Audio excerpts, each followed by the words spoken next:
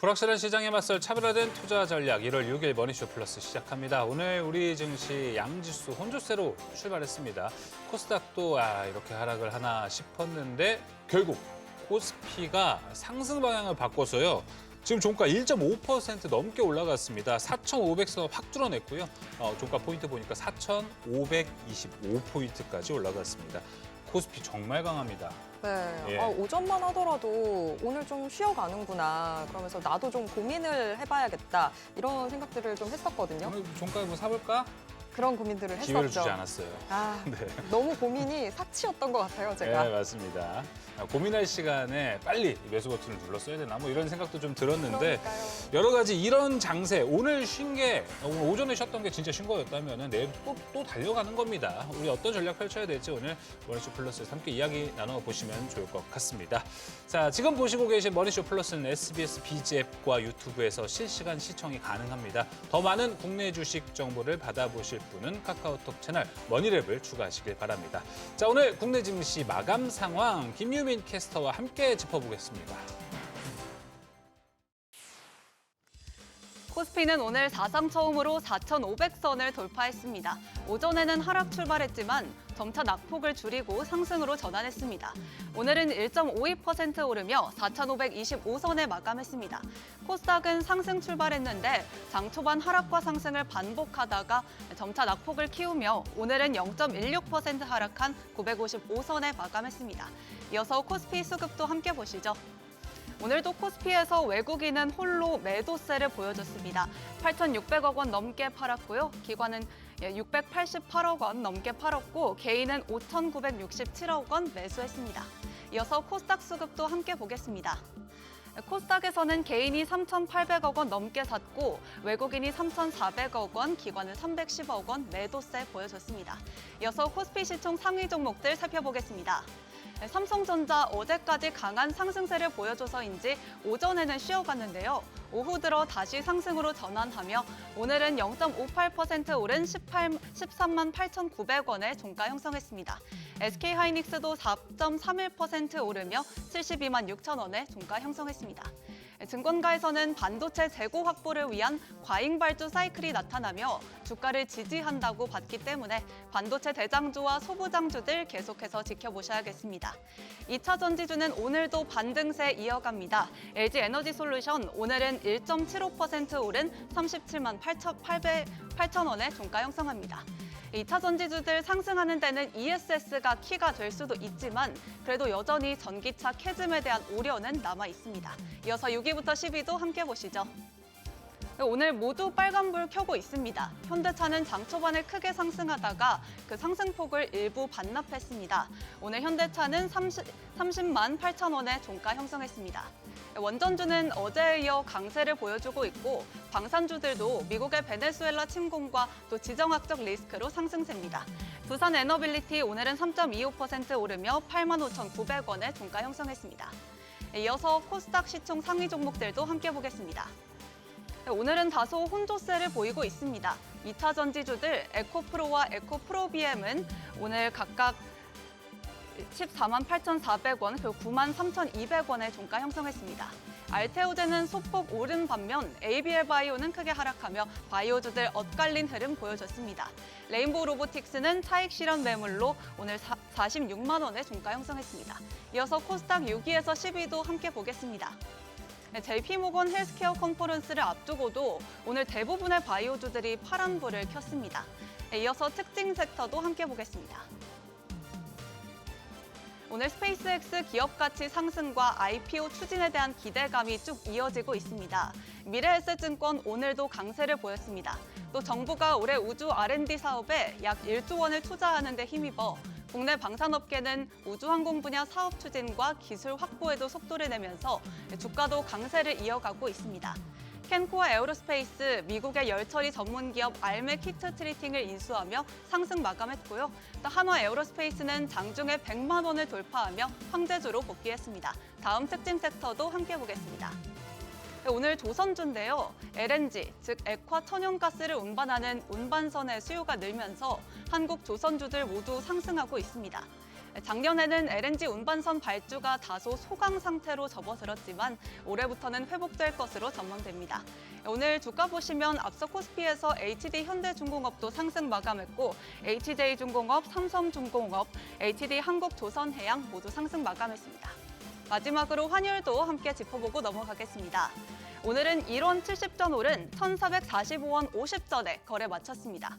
환율은 미국의 제조업 지수가 예상치보다 낮게 발표되어 달러 약세를 보였음에도 상승 출발했는데요. 마감까지 쭉 상승하며 마감했습니다. 이렇게 오늘장 흐름부터 특징 업종까지 살펴봤는데요. 이어지는 자세한 시장 대비는 증시 인사이트에서 함께 해보시죠. 지금까지 오늘장 브리핑이었습니다.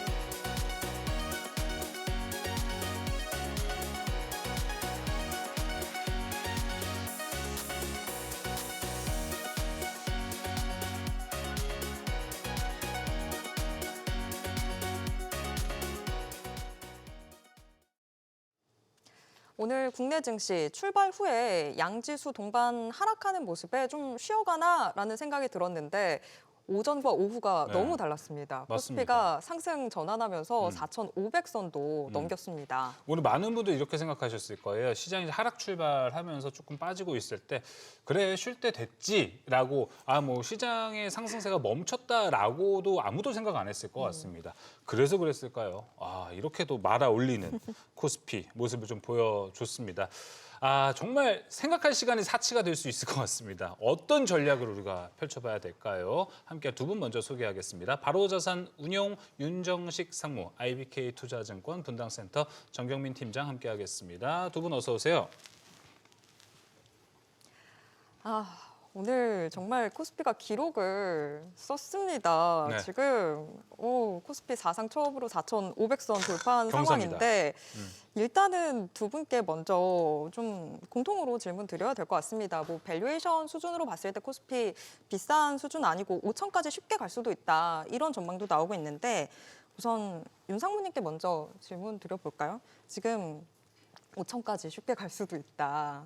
이런 거 4,500 싸다.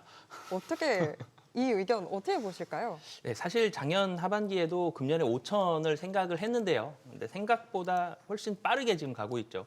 지금 25년도가 시작한 지 며칠 되지가 않았는데 4천선 초반에서 사실 21년 초반, 26년도가 시작했을 때는 4천선 초반에 가까웠는데요. 이제는 4천선 중반이죠. 며칠 안 됐는데 3거래일 장이 열렸습니다. 생각보다 좀 빠르게 가고 있긴 하지만 이제 10%밖에 안 되거든요. 지수 10% 작은 수치는 아닙니다만 10%면 5천이 됩니다. 그래서 저는 금년 내에 개인적으로 삼성전자와 SK하이닉스 엄청난 실적 이런 부분들도 기대해 볼 만하기 때문에 5천선까지 금년에 충분히 좀 가능하다. 특히 또 상반기에도 가능하다라고 보고 있습니다. 5천선 상반기 내에 가능하다라고 이야기해 주셨는데 그러면 정 팀장님 어떻게 보실까요? 지금 5천선 네. 어느 정도 시기에 도달할 수 있을까요? 저도 상무님 의견에 공감을 하고요. 저는 잘하면 설 연휴 전에도 도달할 수 있지 않을까 좀 생각을 설 하는데 연휴 전. 네. 한 달 내. 이 지수를 구성하고 있는 종목들로 들어오는 어떤 수급의 양, 그런 힘 이런 걸로 봤을 때 밸류에이션을 이렇게 어느 순간에 어떻게 제공하고 지금 이게 몇 배고 이런 것보다는 지금 하루 거래 대금이 정규장에서만 35조 이렇게 나오고 있거든요. 어제 34조 나왔고 이 정도의 양이라면 한 20조가 돌아간다라고 하면 몇몇 종목을 올리고 나서 이제 힘이 좀 빠질 수밖에 없는 상황인데 그렇게 30조대 중반 나왔을 때가 예전에 에코프로빈 100만 원 가고 이런 시점이었거든요. 그런 시점을 좀 비유해서 본다라고 한다면 저는 생각보다 빨리 1분기 안에 그리고 조금 더 욕심을 내본다면 삼성전자와 SK하이닉스가 이제 잠정 실적 내일 모레 나오고 가이던스가 어느 정도 우리의 눈높이를 맞춰주는 상황이 온다라고 한다면 저는 설 연휴 전 2월 중순 전에 예. 도달할 가능성도 있지 않을까라는 그냥 좀 공격적인 말씀을 좀 드려보도록 하겠습니다. 알겠습니다. 아니 오늘 지금 고객 예탁금이 얼마 전에도 제가 88조 이야기를 들었었는데 그때보다 더 넘는 90조까지도 지금 채워졌다고 합니다. 이 힘이 얼마나 대단하냐면 오늘 지금 확정 수급 보니까 외국인이 삼성전자를 1조 5천억 원을 매도했거든요. 근데 오늘 삼성전자 종가가 0.58% 상승했다. 이게 바로 그 힘이 좀 되지 않을까 좀 생각이 듭니다. 고객 예탁금의 힘. 이걸 좀 정경민 팀장님은 이걸 좀 주된 요인으로 좀 보고 계십니까? 네, 뭐 사실 저도 이제 속된 말로 이제 이 바닥에 20년 넘게 있는 야. 이제 그런 상황인데요. 예. 이런 정도의 유동성을 본 적은 없어요. 그러니까 이제 예전에 봤었던 이제 저의 관념이나 이런 것들도 좀 넘어서는 그런 상황인 것 같고 지금 이제 말씀 주셨던 게 이제 뭐 90조 정도의 예탁금, 그리고 CMA는 102조고요. 그렇게 거래 대금이 뭐 1월 2일 날 뭐 28조 나왔고 어제 34조 오늘 35조 나와서 이렇게 30조 이상의 어떤 유동성의 힘이 좀 이렇게 나온다고 한다면 그리고 이제 20조의 이 예금이 지금 예탁금으로 넘어온 이제 이런 통계를 봤을 때는 뭐 이렇게 저기 뭐 중소형주 이렇게 좀 작은 종목을 사기보다는 그러니까요. 지수 관련 대형주를 살 가능성이 있고 그렇게 보면 우리 지수를 좀 움직일 수 있는 돈이 이쪽에서 나오지 않을까 이렇게 좀 생각하고 있습니다. 맞습니다. 윤전식 사모님도 보셨을 때 최근에 반도체는 퍼스트 옵션이 맞는 것 같아요. 근데 지수에서 대형주, 대형 섹터로 이 외국인이 좀 다양하게 스프레드해서 매수하고 있다라는 좀 생각이 드는 것 같습니다. 여기에서는 좀 주요한 포인트가 있다고 보세요? 네, 우선 지금 환경이 굉장히 우호적입니다. 그러니까 우리가 운동 경기, 뭐 국가대표가 축구 경기를 한다 그랬을 때 전반전 초반에도 움직임들을 보면 상당히 좀 가볍게 느껴진다라고 할 때가 있잖아요. 그럼 그날 경기가 좀 잘 풀리는데 지금 국내 증시 26년도 초인데 몸이 좀 가벼워 보입니다. 전체적인 환경들이 굉장히 우호적인 상황이고 거래 대금 활발하게 돌아가고요. 그러니까 증시의 활동성이 굉장히 좀 높아져 있는 그런 모습들이 있거든요. 지수가 더 올라갈 가능성이 상당히 높은 상황이고 시가총액 상위 종목들 먼저 갑니다. 근데 반도체는 계속 좋았죠. 작년 하반기에도 좋고 연초에도 좋았고 맞아요. 그리고 그다음에 섹터로 시가총액이 높은 섹터를 보게 되면 자동차로 넘어가고요. 그다음에 뭐 오늘 좀 좋았었던 조방원 같은 그러니까요. 이런 섹터들, 그러니까 시가총액이 높은 섹터들 중에 뭐 반도체 섹터들 시가총액 높은 순서대로 섹터들이 좀 좋아지는 모습들이 계속 좀 나올 걸로 보여집니다. 중소형주는 사실 지금 움직이기에는 좀 쉽지 않은 환경이고 환율도 조금 잡아놨죠 작년 하반기에. 그렇기 때문에 환율이 좀 잡혀져 있는 환경 속에서는 기관들도 외국인들도 움직임이 조금 편안하기 때문에 좀 더 가볍게 움직일 수 있거든요. 그래서 시가총액 상위 종목들 위주로 움직일 가능성이 높고 그래서 지수도 좀 더 갈 가능성이 높아 보입니다. 두 분 모두 이렇게 종합을 해주셔서 지수 좋다, 코스피 좋다 이렇게 얘기해 주셨으면 상무님 지금은 뭐 개별 종목까지만 공부하기보다는 지수를 사는 것도 좋은 전략이 될까요?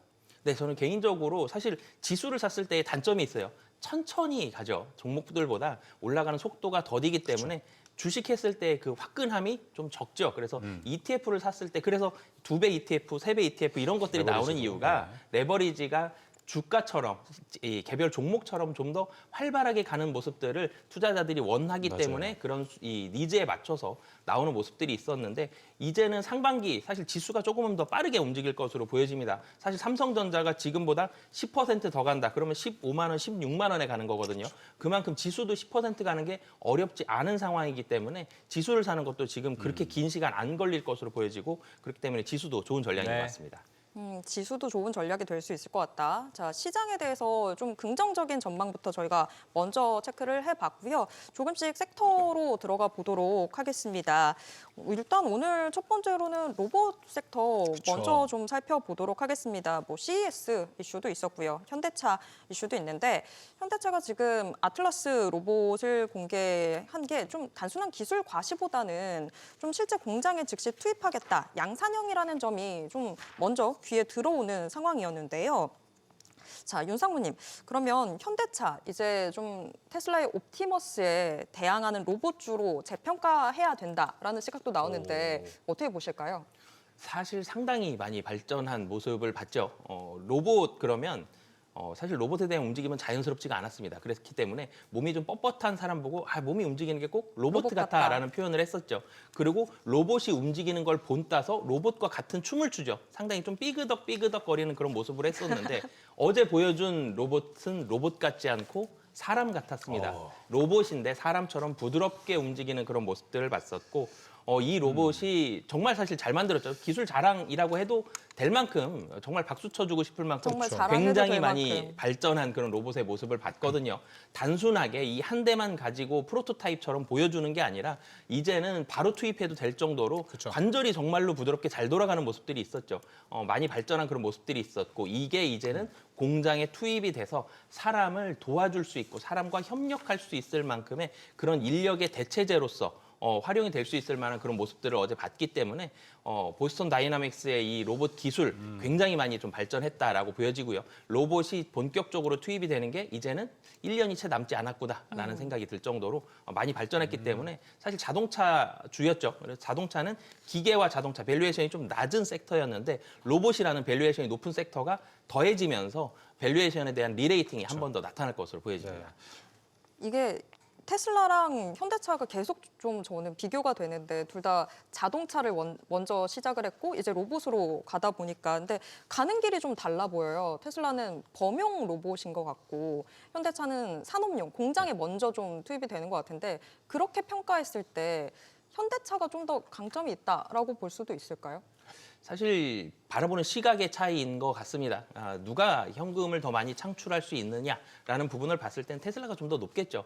그런데 산업용 로봇으로 제한했을 때는 좀 더 안전하고요. 좀 더 빠른 속도로 수익을 낼 수 있을 만한 그런 모습들이 좀 나올 수 있기 때문에 목표를 구체화했죠. 시험 공부를 해야 되는데 10과목 시험을 보는 3일치를 오늘 하루에 다 하는 게 아니라 내일 보는 3과목 먼저 공부하는 느낌이 좀 듭니다. 그래서 테슬라 같은 경우는 한 번에 다 공부하는 느낌이 있다라면 현대차 같은 경우는 우선 내일 잘 보고 내일 또 모레 보는 3과목 또 공부하겠다는 느낌이죠. 그래서 산업용에 좀 더 집중하는 모습들이 있기 때문에 수익 창출 면에 있어서는 현대차가 좀 더 빠르고 효율적이지 않나라고 보여집니다. 수익 창출 측면에서는 현대차가 좀 유리한 면도 있다. 긍정적인 측면을 우리가 한번 이야기해봤습니다. 정경민 팀장님, 근데 오늘 그래서 현대차, 야 이제 현대차를 우리가 로봇주로 볼 수 있구나라고 생각하면서 장 시작 뚜껑을 열었는데 윗꼬리가 주르륵 이렇게 달렸습니다. 이게 세론이라고 볼 수는 있을 것 같아요. 근데 이제 그래 현대차 로봇 밸류로 리레이팅 받는다고 봐도 될지 내일부터 이런 점은 어떻게 보세요?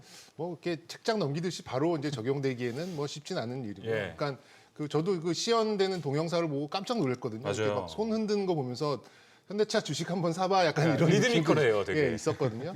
근데 이제 그리고 어제 나왔던 현대차의 북미 실적도 상당히 좀 인상적이었습니다. 자동차 판매 실적도 맞아요. 뭐 180만 대 넘게 판매하고 특히나 이제 뭐 하이브리드 차의 매출 비중도 높아져서 상당히 인상적이었음에도 불구하고 좀 윗꼬리를 달았던 거는 아무래도 이제 뭐 CES에 좀 국한된 그런 일정상의 모멘텀이 좀 소멸되는 이제 그런 구간도 어느 정도 좀 있는 것 같고요. 또 이게 또 기술을 갖고 있는 거와 양산을 해서 생산을 해서 상업화를 한다는 거는 또 상당한 차이와 의미가 좀 있잖아요. 그런 것들의 그 괴리가 좀 있는 거죠. 시간적인 괴리가. 그래서 좀 윗꼬리를 다는 이제 그런 모습, 일시의 강세가 좀 나오긴 했습니다만 어쨌든 이런 것들을 좀 보여줬다는 자체만으로 저는 의미가 있다라고 좀 생각이 들고요. 그래서 이제 로봇 쪽에서 어느 정도의 뭐 매출을 가져가느냐, 네. 어느 정도의 이 산업에 있어서의 비중을 좀 끌고 가느냐, 생산의 비중을 끌고 가느냐 여기에 따라서 좀 가시적인 성과가 나온다라고 한다면 그때부터 차츰 현대차의 밸류에이션을 지금 뭐 자기 자본의 반도 안 되죠. 현대차 뭐 PBR이 뭐 0.5 뭐 이 정도 그쵸. 정도 수준이니까요. 120조 정도의 자기 자본인데 지금 현대차 시총이 뭐 60조 정도니까 네. 뭐 그거를 일단은 뭐 지금 상무님께서도 말씀해 주신 이제 3일 공부하듯이 일단 자기 자본 정도, 자기 자본 정도의 시가총액을 맞춰 나가는 그런 모습이 나오고 이제 거기에서 추가적인 밸류에이션 멀티플 확장은 로봇이 어느 정도의 매출을 나오는 현시감을 줄 때 그때 이제 비로소 나올 것 같은데 그 시점은 올해 안에 당장 나타나기보다는 이제 내년 정도에 좀 맞춰져 있지 않나. 그리고 양산 시기도 27년, 28년이라고 맞아요. 얘기를 딱 했기 때문에 그런 것들을 좀 감안한다면 조금 일찍 주가가 반영한다는 특징을 봤을 때 올 한 4분기 정도가 저는 뭐 현대차 관련된 이 로보틱스 이 생태계 이 파운드리 이 생태계의 리레이팅이 저는 오늘 한 4분기 정도부터 좀 본격적으로 시작되지 않을까 이렇게 좀 네. 예상하고 있습니다. 그러니까 현대차 로봇 밸류를 막 지금 주는 거는 쉬워 보이지는 않을 것 같습니다. 그런데 만약에 뭐 지금 정유선 회장이 이제 완전한 현대차의 오너가 되기 위해서 뭐 순환 출자 구조에서 뭐 지분을 뭐 내야 되는 세금도 있잖아요. 네. 그러다 보니까 혹시 보스턴 다이나믹스 나스닥 상장을 좀 추진을 빨리 시킨다라고 한다면 그건 로봇주에 대한 밸류를 줄 만한 포인트가 된다라고도 보십니까? 저는 그게 트리거라고 좀 보고 그게 있고요. 트리거? 예, 그것도 이제 내년 정도에 할 수 있다라고 좀 보고 있어요. 그러니까 저는 이제 좀 반사적으로 봤던 게 로봇 사업과 이제 지배구조 관련된 이슈가 좀 동행할 수밖에 없는 게 예. 어쨌든 현대차를 지배하려면 모비스의 이제 그 정몽구 회장의 지분을 그쵸. 좀 받아와야 되는 그런 상황인데 아직까지 이제 이렇게 현금이 좀 크게 마련된 부분이 없어요. 그래서 6조인가 7조 내야 되죠. 네, 7조 정도 되는데 그렇게 본다면 어쨌든 정의선 회장이 보유하고 있는 기업의 가치를 좀 키워서 거기에 일부 지분을 매각을 해서 현금을 좀 마련하는 이제 그런 시나리오를 볼 수 있는데 공교롭게도 현대글로비스, 현대오토에버, 현대위아 이런 쪽의 기업들의 지분율이 뭐 6%, 7%, 2%뭐 이 정도 되거든요. 네. 그럼 그쪽에서의 이제 좀 이 로봇 사업의 배분 거기에 이제 높은 멀티플을 받을 수 있을 이제 그런 좀 명분을 만들어 놓은 거고요. 보스턴 다이나믹스 지분 구성을 보면은 이제 현대차 계열사들이 가지고 있는 조인트 벤처가 55% 네. 그리고 정의선 회장이 21% 그리고 현대글로비스가 11% 이렇게 들고 있거든요. 지금 보스턴 다이나믹스 시장 가치를 20조에서 30조 정도로 좀 추정을 하고 있는데 나스닥 상장이 돼서 예를 들어서 뭐 20조, 30조가 됐다라고 하면 네. 여기에 한 20% 지분을 갖고 있으니까 뭐 한 6, 7조 정도는 금방 만들 수 있는 현금이 거고. 그냥 들어오죠. 예, 그거를 뭐 전량 매각을 하더라도 다른 현대차 계열사들의 지분율이 높기 그쵸. 때문에 지배를 하는 데는 문제가 없기 때문에 이런 쪽으로의 어떤 그런 이제 시나리오를 좀 그리면서 가는 것도 좀 무리는 아니다라고 생각이 들어서 어쨌든 오. 현대차의 로보틱스 멀티플은 올 중반 이후에 좀 네. 본격화되지 않을까 이렇게 좀 그려보고 있습니다.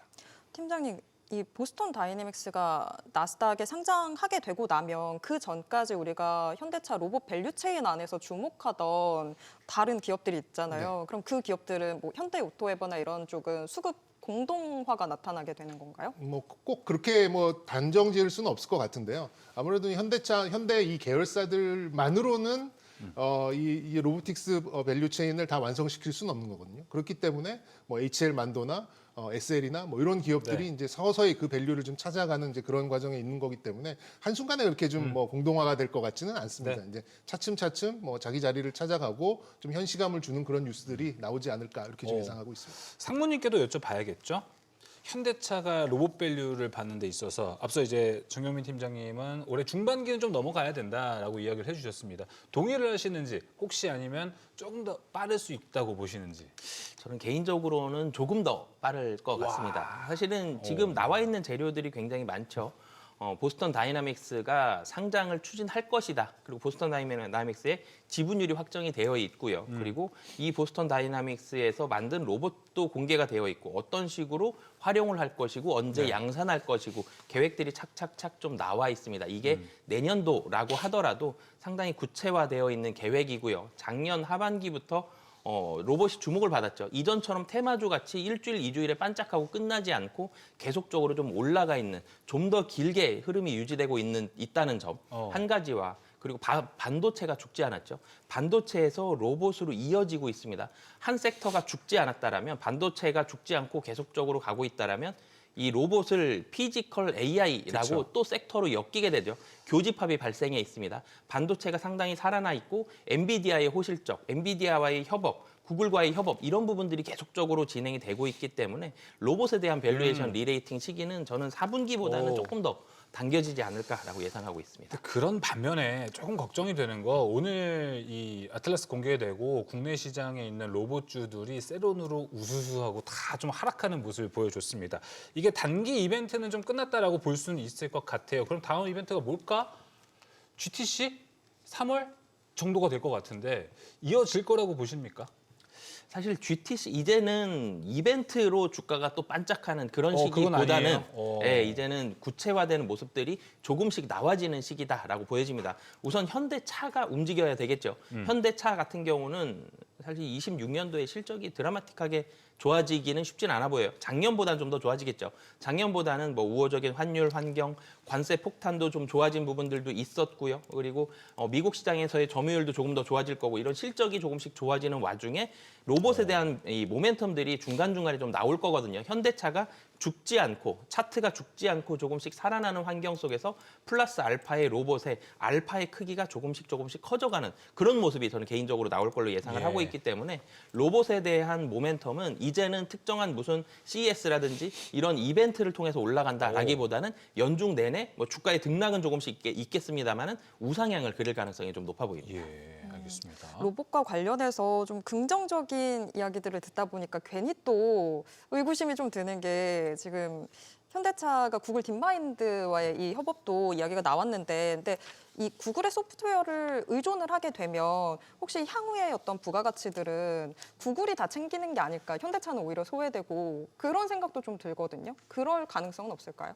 사실 이 한국이 좀 아쉬운 부분이 있죠. 이제는 많은 부분이 앞서 나갔습니다. 하드웨어 스펙에서 반도체 잘 만들고 있고요. K-컬처도 있고요. K-푸드도 있었고요. K-뷰티 다 잘 하는데 아쉬운 게 K-소프트웨어 없어요. 그래서 K-소프트웨어가 좀 약한 부분이 굉장히 아쉬운 부분인데 어쩔 수 없습니다. 지금은 챗 GPT와 구글 제미나이 사실 이 두 개가 AI에 있어서 가장 앞서 나가는 부분이었기 때문에 둘 중에 하나와의 협업은 지금은 피할 수 없는 상황인 것 같고요. 현대차 가만히 있지는 않겠죠. 계속적으로 개발을 하고 있는데 이걸 따라가는 순간이 언젠가는 올 겁니다. 그때까지는 의존을 할 수밖에 없는 그런 상황이기 때문에 지금은 좀 어쩔 수 없는 것 같고요. 부른 대로 좀 줘야 되겠죠. 근데 자리를 잡고 나면 소프트웨어랑 하드웨어 둘 중에 어떤 걸 대체하기가 좀 더 쉬울 것이냐. 지금 봤을 때는 사실 둘 다 어렵죠. 둘 다 어렵지만 이 하드웨어를 지켜나갔을 때 소프트웨어를 대체하기 위한 기술 개발도 같이 진행을 하고 있다는 점. 그래서 이 부분은 점차적으로 시간이 좀 걸리겠지만 대체는 가능할 것으로 보여집니다. 시간이 좀 걸리겠지만 그래도 잘하던 거 잘하는 게 아, 예, 중요합니다. 네, 하드웨어 잘하고 있으니까 이거 쭉 공급하면서 소프트웨어 뒤에서 또 개발해서 쭉 기술력 올리면 좋을 것 같습니다. 정경민 팀장님, 이제 앞서 윤정식 상무가 이제 이야기를 해줬습니다. 로봇주에 대한 우상향에 대한 이야기. 여기 좀 동의를 하시는지 또 일단 궁금합니다. 먼저. 로봇에 대해서 이제 이의가 있을 수는 없죠. 로봇 산업이 뭐 아직 시작도 안 했고요. 이제 뭐 시연 정도 하고 있는 이제 그런 상황인데. 그렇다면 키워드는 네네. 뭐가 지금 중요하다고 보세요? 실적이 나오는 기업, 뭐 아니면 대기업 협업이 나오는 기업, 부품으로 가서 뭐 액추에이터, 감속기 이렇게 좀 카테고리 나눠 보면요. 어디가 괜찮아 보이세요? 저 개인적으로 봤을 때 그 제품보다 나은 부품은 없다라는 생각을 가지고 있거든요. 그래서 이제 뭐 완성 업계의 현시감, 완성 업계가 어떤 제품을 내놓느냐에 따라서 이게 이제 어떤 밸류를 받느냐가 좀 달려 있고 그 전방의 업체들이 밸류를 못 받는데 부품사들이 뭐 밸류를 잘 받을 리는 없겠죠. 지금 뭐 개인적으로 봤을 때는 부품사들의 상당 부분은 좀 오버슈팅이 돼 있는 부분도 어느 정도 좀 있는 것 같습니다. 그리고 뭐 좀 일화를 말씀드리면 뭐 제 고객 중에 이제 원주 쪽에서 현대차 뭐 한라 뭐 관련된 이제 그런 다이캐스팅 하는 분이 계시는데 이분은 로봇 말씀을 드리면 도저히 못 사겠다라는 거예요. 이거 해봐야 1000개, 10,000개 그 정도 해서 뭐 돈도 안 되고 하는데 그거를 저렇게 높은 그런 이제 시가총액을 주고 저렇게 많이 올라가는 거에서 자기는 도저히 용납을 못 하겠다라는 거죠. 그만큼 지금 현실과 주가가 상당히 좀 괴리가 좀 많이 되어 있는데 그게 일차적으로는 좀 CES나 이런 좀 일정상의 모멘텀이 소멸되면서 어느 정도 기간 조정이든 가격 조정이든 어느 정도 좀 흘러가야 되지 않을까 개인적으로 생각을 하고 있고요. 그런 면에서 봤을 때는 이제 앞서 있는 기업들이 어떤 제품들, 어떤 기술을 가지고 상용화를 어떻게 접근을 하느냐가 좀 중요할 거고 뭐 LG 같은 경우는 가정용 로봇으로 간다라고 했고 현대차의 경우는 명확하잖아요. 모빌리티 기반의 그렇죠. 로봇으로 간다라고 했고 그러면 이제 뭐 삼성이 어떤 또 SK가 어떤 또 공장 자동화에서는 또 어떤 기업이 어떻게 하는지에 대해서 이게 뭐 단 뭐 10억 100억이 됐던 간에 매출이 어느 정도 나올 수 있는 그런 것들이 좀 증명이 돼야지만 조금 탄탄하게 올라갈 수 있지 않을까. 저는 로봇에 관련된 부품사들 같은 경우는 CES가 종료되면 상당 부분 좀 변동성이 있을 가능성이 좀 있기 때문에 제품보다 나은 부품은 없다라는 그 저의 그런 생각이 좀 슬로건. 맞는지는 좀 지켜봐야 되지 않을까 이렇게 좀 말씀드리겠습니다. 정경민 팀장의 슬로건 나왔습니다. 제품보다 나은 부품은 없다. 이제 로봇을 좀 크게 만들어가는 기업들이 좀 더 부각을 받을 것 같습니다. 윤정식 사모님은 어떤 생각이 좀 있으세요? 방금 들어보셨습니까? 저는 사실 이 변동성이 나온다는 말씀은 동의를 하고요. 사실 이벤트 한 번 있었기 때문에 변동성은 좀 나오는데 항상 무언가의 산업이 올라가는 초기에는 다 같이 올라갑니다. 다 같이 올라가서 좀 쉬면서 일정 부분 조정을 좀 받죠. 변동성 한번 나오고요. 그 다음에 올라갈 때는 좀 더 선별을 하죠. 그래서 올라가는 종목 수가 줄어듭니다. 그러면서 변동성도 좀 더 줄어들게 되거든요. 이제 종목이 줄어들어야 되는데 어떤 종목들이 좀 더 줄어드는데 살아남을 수 있느냐? 저는 매출액이다라고 보거든요. 돈을 버는. 네. 모든 산업에 있어서 첫 번째는 물론 돈을 많이 벌어도 좋습니다. 근데 돈을 많이 버는 거는 매출액이 많이 늘어났을 때 기회를 좀 더 많이 잡고요. 매출액이 많이 늘어난 상태에서 잡은 기회를 가지고 덜 놓치고 있는 상태에서 좀 더 끌고 가면서 나오는 게 영업이익이다라고 보여지거든요. 그래서 지금은 매출액이 발생을 해야 되는데 정말로 납품을 하면서 매출액이 발생시키는 시점은 조금 더 걸릴 것 같아요. 그래서 지금은 로봇 관련해서 오늘 같은 경우 뭐 현대오토에 뭐 좀 주목을 받긴 했었는데 로봇 유통한다 그래도 유통도 매출이거든요. 여기에서 마진도 떨어지고요. 그래서 우선 1차적으로는 저는 매출이 나오는 기업에 좀 더 포커스를 맞춰야 될 것 같습니다. 알겠습니다. 뭐 우리가 사실 뭐 숫자가 증명이 되는 기업들 영업이익을 좀 보긴 하는데 로봇주는 일단 현재는 고객사 확보, 돈을 버는 게 좀 중요할 것 같습니다. 한 발 양보해서 매출액이 좀 지키고 있는 기업들 주목해 보는 것도 좋은 포인트가 될 것 같습니다. 그리고 오늘 또 우주항공도 좀 같이 올라간 모습이었습니다. 정영미 팀장이 여기도 오늘 사실 로봇주처럼 뭐 윗꼬리를 로봇주는 오늘 하락이었죠. 여기가 오늘 윗꼬리를 단 종목들이 여러 가지가 좀 있었습니다. 근데 수급이 묘하게 계속 흘러 들어가고 있어가지고 진짜 스페이스X 아주 상장하려면 멀었는데 이거 끝까지 그때까지 좀 지켜봐야 되는 섹터가 된 것 같습니다. 네, 올 한 해 뭐 저는 중반기, 3분기, 뭐 4분기 뭐 이렇게 좀 얘기가 나오는 이상 예. 뭐 간헐적으로나마 계단식으로 계속해서 뉴스 플로우에 따라서 이렇게 한 번씩 좀 영향을 받는 그런 흐름이 나올 수밖에 없는 것 같아요. 그러니까 이게 누구도 이제 함부로 밸류에이션을 못 하는 거잖아요. 이 시장이 얼마가 될지, 그렇죠. 얼마 벌지 이제 이런 모호성이 주는 이제 무한대의 밸류에이션이 좀 시장의 수급을 흡수하고 있고 미국에서도 강력한 좀 테마가 만들어지면서 뭐 로켓랩이나 뭐 플레인랩스 그다음에 뭐 여러 가지 좀 종목들이 좀 정말 좀 강하게 좀 흘러가고 있는데요. 우리 시장도 이제 그런 것들의 영향을 이제 뭐 굉장히 직접적으로 받으면서 스페이스X의 IPO의 규모, IPO의 시기 이런 것들이 이제 특정되고 확정되는 시점까지 굉장히 강한 테마로 흘러갈 가능성이 좀 높다라고 봐져요. 우리 시장에는 이제 크게 세 가지 부류로 이제 나눠볼 수가 있겠어요. 첫 번째는 이제 오늘 뭐 미래에셋증권이 뭐 100% 이것 때문에 오르는 것 같지는 않습니다만 이제 다른 펀더멘탈 요인이 좀 있겠죠. 그리고 이제 미래에셋 벤처 투자, 아주 IB 투자 이렇게 같이 투자를 뭐 직접 했던 간접적으로 했던 이게 어느 정도 상장이 되면 우리가 엑시트를 하면 얼마 벌 수 있겠어라고 하는 다소 이제 예측이 가능한 금융센터가 이제 한 부류가 있겠고요. 두 번째 섹터, 두 번째 부류는 뭐 납품을 이게 뭐 얼마를 납품했던 간에 이제 수주를 받아서 어쨌든 이제 레퍼런스를 가지고 있는 부품이나 소재 기업들이 이제 또 하나의 이제 묶음이 되겠고 세 번째는 이제 우리나라도 우주항공 산업을 했을 때 직접적으로 할 수 있는 그런 기업들 이렇게 좀 세 가지로 나눌 수 있는데 오늘은 방산주들이 오르면서 우리나라에 관련된 기업들이 조금 더 상승을 하는 이제 이런 흐름이 나왔었죠. 뭐 위성, 그다음에 뭐 발사체나 또 위성통신 기자재 이런 쪽이 좀 강세가 나왔어요. 그래서 지금은 뭐 오늘 같은 경우에는 방산 관련된 이슈가 나오면서 좀 견인이 좀 큰 것 같긴 합니다만 뭐 결론으로 말씀드리면 제가 말씀드린 대로 스페이스X의 규모와 시기가 확정되는 시점까지는 계속해서 이런 모호성이 주는 강력한 수급의 어떤 빨아들이는 이런 힘이 강하면서 뉴스 플로우에 따라서 이제 간헐적으로 강세가 보이는 그런 테마는 조금 더 이어지지 않을까 이렇게 말씀드리겠습니다. 스페이스X 상장이 저도 뉴스 보면서 대강 한 7월쯤인 줄 알았는데 아직 확정된 게 아니에요. 예, 100% 확정된 건 아니고요. 대략 3분기에서 4분기 초 이 정도로 좀 가늠을 하고 있는 것 같습니다. 알겠습니다. 확정될 때까지가 일단은 이 미래에셋과 관련된 이 종목들은 움직일 가능성이 좀 있어 보입니다. 확실히 그러니까 방산에서 우주항공이 좀 묻어 있으면은 좀 잘 가는 모양이 좀 나오고 있는 것 같습니다. 그래서 오늘 또 한국항공우주가 또 길게 장대 양봉을 좀 보여준 것 같습니다. 정유현 팀장님 보셨을 때 그럼 LI진 X1도 같은 피어 그룹에 있다 보니까 따라갈 여지는 좀 있어 보입니까? LIG는 충분히 따라갈 여지가 있는데요. 이제 네. 다른 방산 종목들하고 조금 다른 게 다른 방산들은 체계를 납품을 하잖아요.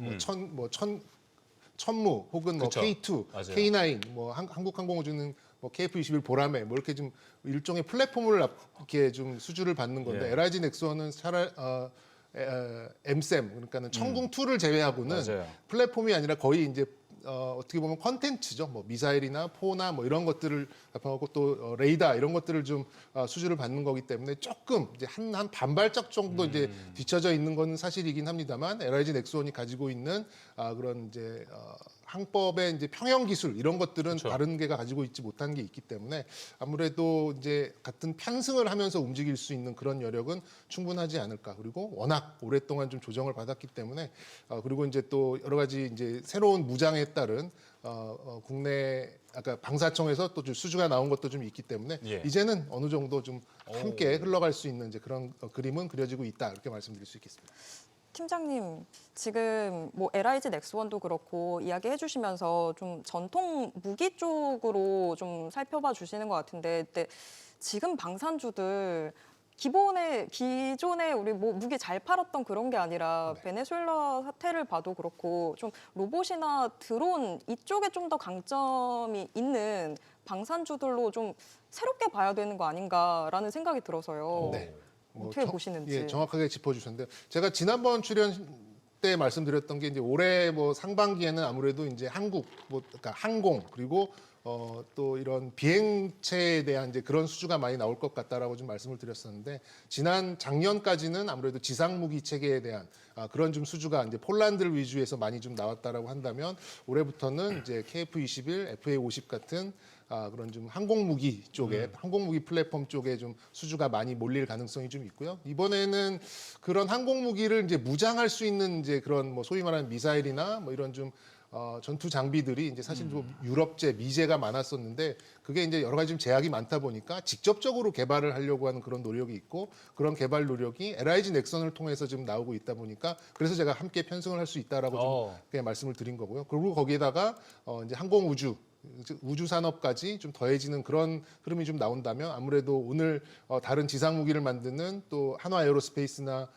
현대 로템에 비해서 이 두 종목이 더 좀 많이 그렇죠. 올라갔던 이유는 이런 것들이 좀 더해져서 더 큰 힘을 좀 만들어내지 않았나 좀 생각이 들어서 뭐 이제 우주 항공 플러스 이제 또 항공 무기를 좀 감안을 해본다면 한국 항공우주, LIG 넥스원, 한화 시스템까지 요 세 종목이 기존에 있었던 지상 무기들보다 조금 더 수주가 많이 나올 가능성이 있고 또 지금 뭐 시가총액이나 여러 가지 좀 밸류 부담도 좀 적은 상황이기 때문에 올해는 좀 그 요쪽에 좀 우호적인 환경이 더 만들어지지 않을까 이렇게 좀 말씀드려보겠습니다. 야, 진짜 이 방산에 대한 이야기는 줄줄줄 나오는 것 같습니다.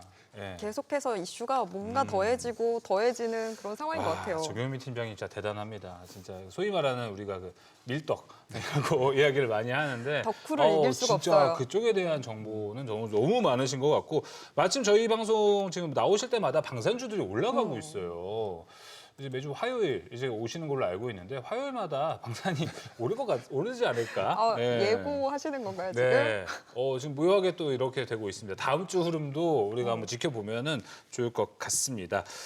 상무님 좀 부담이 되실 것 같은데 계속해서 저희가 방산 이야기를 해보면. 근데 결국 지금 방산은 뭐 베네수엘라 이 이슈도 있다 보니까 이 이벤트성으로 지금 올라가는 건지 연속성을 갖고 올라가는 건지에선 판단을 좀 어떻게 하세요? 사실 방산이 실적만 놓고 봤을 때는 실적은 계속 올라가고 있어요. 예. 수출액이 늘어나고 있죠. 단지 이제 수출했던 게 조금 밀리는 뭐 이런 부분 이 변수들이 좀 있었던 게 있고 러시아 우크라이나 전쟁이라는 모멘텀이 좀 사라졌죠. 근데 전체적인 대외 환경에서 보면 미국이 이제 전 세계를 내가 다 지켜주겠다에서 너네 나라는 너네가 좀 알아서 좀 지켜봐라고 조금씩 발을 빼는 모습들이 있었고 이런 모습들로 인해서 특히 유럽에서 자주 국방에 대한 니즈가 많이 늘어났죠. 특히 동유럽 쪽에 있어서 거기에서 무기에 대한 수입 의존도가 좀 더 높아지고 있고 이런 모습들이 나타나는 건 추세인데 여기에서 단지 국내에서 러시아 우크라이나라는 모멘텀이 좀 사라졌던 거고 수주가 좀 밀리는 부분들이 있었던 거고 이런 모습들이 있어서 주가가 한번 조정을 받았었는데 실적은 사실 늘어나고 있었거든요. 맞아요. 좋아지는 부분들이 있었기 때문에 그 모멘텀 중에 러시아 우크라이나 끝나갔는데 베네수엘라 나왔죠. 그래서 러시아 우크라이나는 베네수엘라가 좀 대체해준 부분이 있어서 단기적으로 좀 빨리 오른 부분이 있어서 조금은 조정을 받을 수 있겠지만 다시 우상향에 대한 부분들은 실적이 늘어나고 있다는 점 이런 부분들 때문에 뭐 분명히 좀 우상향이 다시 일어날 것 같습니다. 알겠습니다. 자, 방산의 흐름은 너무나도 좋습니다. 정경민 팀장이 하나만 더 여쭤볼까요? 네. 풍산 네. 같은 이 오리지널 방산 같은 종목들이 있잖아요. 요새 구리값도 좋아서 잘 올라가는 건지 방산의 흐름을 타고 올라가는 건지도 좀 궁금합니다. 네, 뭐 말씀 그 질문을 왠지 주실 것 같아서 제가 풍산을 보고 있었어요. 예.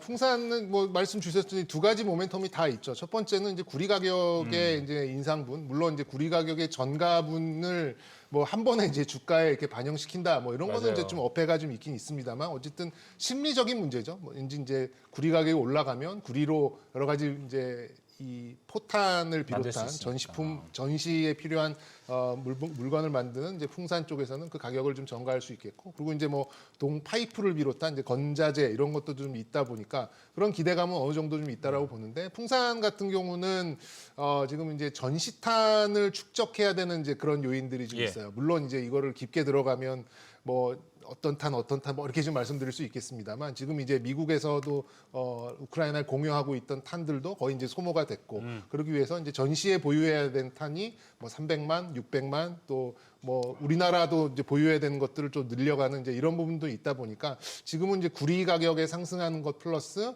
전시의 탄을 어느 정도 좀 네. 이제 확보하는 그런 차원에서 좀 증익 구간에 좀 들어선 게 아닌가 좀 생각이 들고요. 그런 면에서 봤을 때 다른 방산주들과 조금 거리를 두고 있었던 게 있었습니다만 LIG 넥스원하고 비슷하게 둘이 좀 비슷하죠. LIG 넥스원은 네. 미사일을 만드는 회사고 맞아요. 풍산은 이제 포를 만드는 그 포탄을 만드는 회사인데 이 두 기업 모두 이제 한 절반 맞아요. 가까이는 절반 그러니까 반발짝 좀 네. 다가서는 그런 흐름으로 방산주들과 함께 움직일 가능성이 있다 이렇게 말씀드리겠습니다. 맞습니다. 다른 뭐 메인 방산주들이 이만큼 올라가고 있는데 사실 따라가지 못했던 하지만 나쁜 기업이 아닌 이 풍산과 LIG 넥스원까지도 함께 좀 이야기를 나눠봤습니다.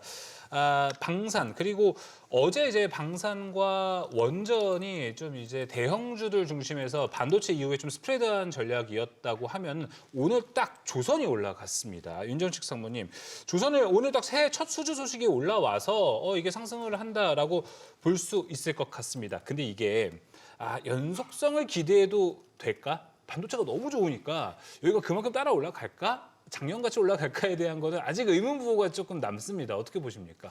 사실 그 반도체가 지수를 상승시키는 건 좋은데요. 반도체 없는 사람들한테는 반도체가 문제입니다. 반도체로 모든 수급이 다 빨아 들어가기 때문에 맞아요. 지수는 쫙쫙 올라가는데 요즘 주식 투자하시는 분들 보면 삼성전자, SK하이닉스 있으신 분과 없으신 분으로 나뉘거든요. 있는 사람들은 정말 기분이 좋습니다. 대형주 안전할 걸로 예상을 하고 엄청나게 큰 수익률보다는 그렇죠. 적당한 수익률을 생각을 하고 샀는데 그래서 사실 주식 투자 개인분들이 많이는 안 사죠. 샀는데 2배, 3배, 4배까지도 수익이 났습니다. 정말 한박 웃음을 짓는데 근데 없는 개인 투자자분들이 더 많고 중소형주가 더 많죠. 이쪽으로 그만큼 수급을 많이 빨아들였는데 제가 좀 전에 방산주도 실적이 좋다라고 말씀을 드렸는데 조선주도 실적이 좋아요. 올해 더 좋을걸요. 굉장히 좋은데 주가가 조정을 받았죠. 조선주는 사실 방산주 같은 경우는 러시아 우크라이나 전쟁이라도 끝났죠. 수주가 밀리는 거라도 있습니다. 조선주는 잘못한 게 사실은 없었는데 나한테 와야 될 이 수급들이 다 반도체로 가면서 이 반도체 수급 때문에 내 수급을 빼고 갔거든요. 반도체가 너무너무 좋아 보였기 때문에 덜 좋은 걸 팔고 간 거였습니다. 근데 이제는 그 수급이 조금씩 들어온다라고 보여지고요. 반도체의 쏠림 현상, 분명히 쏠림 현상은 상반기에도 지속이 될 가능성이 높은데요.